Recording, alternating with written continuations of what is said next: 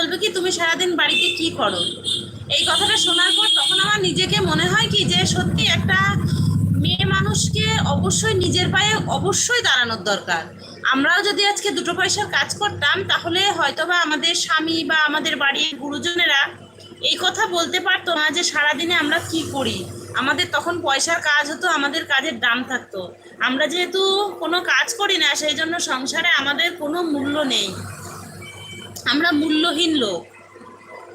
আমরা অক্লান্ত পরিশ্রম করি না কেন, ছেলে মেয়ের পিছনে সময় দিই, সংসারের কাজ করি, সংসারের কাজগুলো তো আমাদেরকেই করতে হবে। তাতে আমি ভিডিও বানাই না কেন, আর ঘুরে বেড়াই না কেন, সে কাজটা তো আমাকেই করতে হবে। আমাদের মানে সংসারের যে ছেলে মানুষ তারা তো করবে না।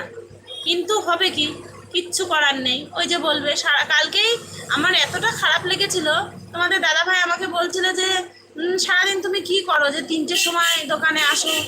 তখন আমি আর কোনো কথাই বললাম না, আমি শুধু মানে আমার চোখে জল চলে আসলো। বাবা মার বাড়ি আমার যাওয়ার মতন অবস্থা নেই, কারণ তারা নেই, তারা অনেক দিন অনেক বছর আগেই মারা গেছে। এক দাদা আছে, সে তো খোঁজই নেয় না। এখন এইভাবেই চলছে।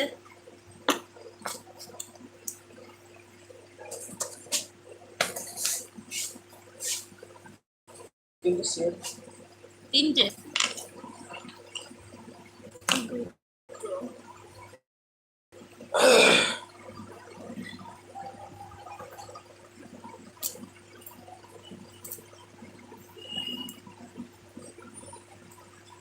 পাচ্ছি না, আমি হাত পিছলে যাচ্ছে।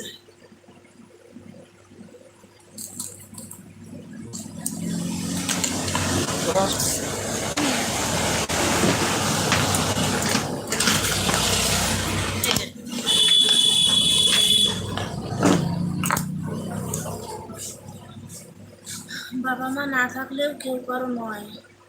না দিদি ভাই, বাবা মা থাকাটা বিষয় না। যদি বাবা মা থাকতো তাহলে কি হতো বলো তো, উম, বাবা মার মতো কেউ হবে না। হ্যাঁ সত্যি কথা, আজকে আমার যদি বাবা মা থাকতো তাহলে হয়তো বা মনটা খারাপ লাগলেও তোমাদের দাদা ভাইও ভালো, এবার সবসময় তার মনের ওপর মনের কথাটাও চিন্তা করতে হবে। দোকানে বসে থাকে, চারিদিকে সমস্যা, ভাড়া নিয়ে যায়, রাত জাগা পড়ে, ঘুম হয় না ঠিকঠাক।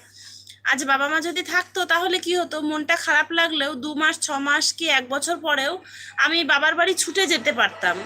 কিন্তু এমনই পোড়া কপাল যে তোমাদের আর কি বলবো, বাবা মা অনেক আগেই সে আমাদের ছেড়ে চলে গেছে, তখন আমরা ছোট। আর আমার মা মারা গেছে যখন আমি 8-এ পড়ি তখন, আর আমার বাবা মারা গেছে তখন আমার মেয়ের সবে 19 দিনে আমি আছি ঘরে, তখন আমার বাবা মারা গেছে। যার জন্য সবই চলে গেছে। একটা বোন আছে, মাঝে মাঝে তোমরা আমার ভিডিওতে দেখতে পাবে আমার বোন, সে আমাদের বাড়ি আসে কয়েকদিন পর। 19 তারিখে আমার মেয়ের জন্মদিন, ছোট মেয়ের, আর 21 তারিখে বড় মেয়ের জন্মদিন। তা সেই দিন ওর মাসি আসবে, যখন আসবে তোমাদের সঙ্গে অবশ্যই শেয়ার করব আমার বোন আসলে যে আমার বোন কতটা ভালো। আর আমার দাদা আছে, দাদার কথা কি বলবো, দাদা খোঁজ নেয় না। আগে বললাম কেন জানো, কারণ দাদা তো বিয়ে থা করেছে, তারও খুব একটা সমস্যা সংসারে। একটা ছোট ছেলে আছে, সে কাজের সূত্রে বীরভূম অনেক দূরে দূরে, সেই হকারি করতে যায় না কি বলে সেই কাজটা করে, যার জন্য সময় পায় না। এমনি কথা বলে মাঝে মাঝে, তা সেইভাবে আর বাবার বাড়ি আমরা যেতে পারি না।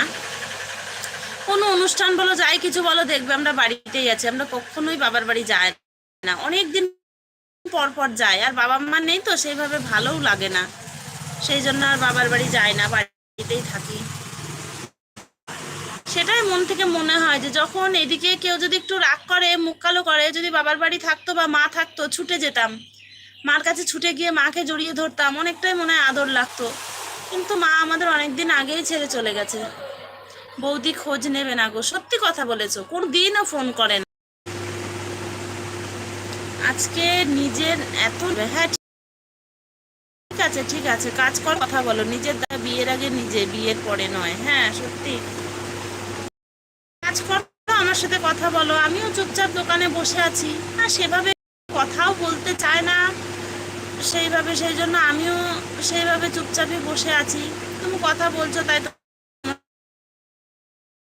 সাথে একটু কথা বলছি। তোমার বাবার বাড়ি কোথায় দিদি ভাই?